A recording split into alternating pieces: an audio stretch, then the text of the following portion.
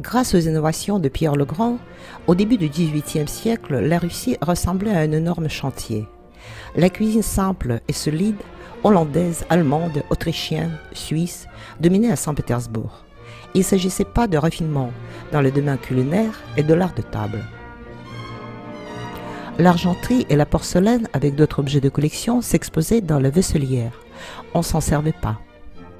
Au cours de la croissance de la Russie, la frugalité de l'époque pétrovienne est restée dans le passé. Élisabeth, la fille de Pierre le Grand, était séduite par l'esthétique majestueuse du baroque, qui répondait aux nouvelles exigences de l'Empire. Son règne est marqué par une ouverture à la civilisation française. Lors de son voyage en France, Pierre le Grand, après la rencontre avec le roi enfant, Louis XV, envisageait le mariage d'Élisabeth avec ce garçon. Mais hélas, ce projet n'avait pas de la chance, de même que le fameux cadeau offert par l'ambassadeur russe, le caviar. Le roi de France l'avait recraché avec dégoût sur le parquet du palais. Il semble qu'Élisabeth soit née pour la France, mais du fait des circonstances, elle cherchait à imiter et même à dépasser la cour de Versailles à Saint-Pétersbourg. Le décor de ces palais, fascinant par des couleurs vives, des dorures, des miroirs, ressemblait à une scène théâtrale où l'impératrice se plongeait dans le tourbillon du divertissement.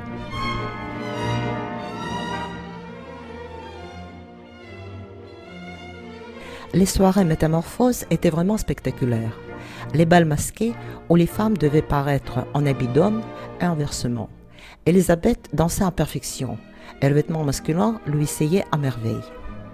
Lors de ces bals, on servait non seulement la glace et les boissons, mais aussi les soupes pour soutenir les convives avant le dîner. À la cour d'Élisabeth régnait une ambiance insouciante, et pour ne pas la gâcher, la tsarine a strictement interdit de parler des maladies, de la mort, de Frédéric de Prusse et de Voltaire.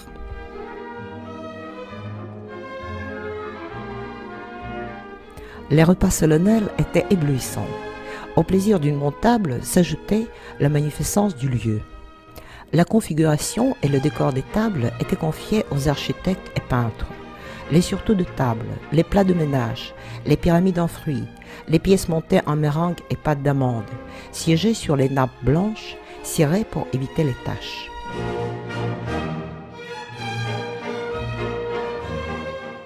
L'art de la table, longtemps ignoré en Russie, à l'époque d'Élisabeth, a été mis au premier plan.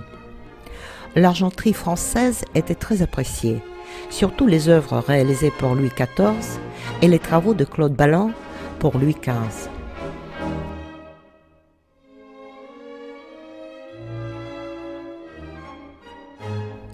À l'époque d'Élisabeth, la porcelaine, l'or blanc des tsars, apparaît sur la table quotidienne sous forme d'ensemble de vaisselle, le service, dont le premier, Saint-André, fabriqué à la manufacture de Meissen, était offert par Frédéric Auguste de Saxe.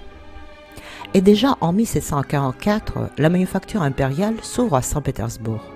Les motifs du service personnel d'Élisabeth ont marqué le décor reconnaissable de cette entreprise.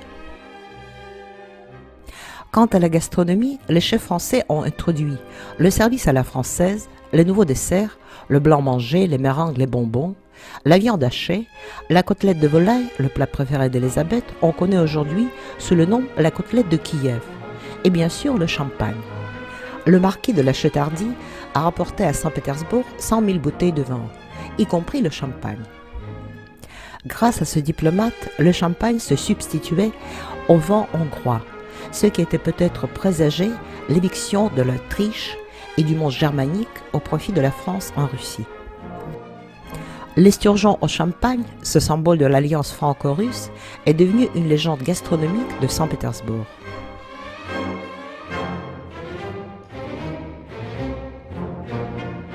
Ce qui est curieux, c'est qu'Élisabeth, passionnée par la France, en même temps restait fidèle aux traditions russes. Elle aimait les fêtes populaires et au Mardi Gras, elle était capable de manger une vingtaine de blinis. Et comme tous les Russes, elle adorait la chasse. Élisabeth chassait par goût et par tradition. Grande amatrice de vénerie, elle a apporté un luxe particulier. Les chasses tsariennes parfois dépassaient en magnificence les réceptions à la cour. Les tenues de chasseurs, l'élégance des borzoïs, les banquets en plein air. Le pavillon de l'Ermitage est un vrai symbole de l'époque. La théâtralité et l'exubérance aux dépens du confort et du bon sens. La table volante sortait toute dressée de dessous le plancher.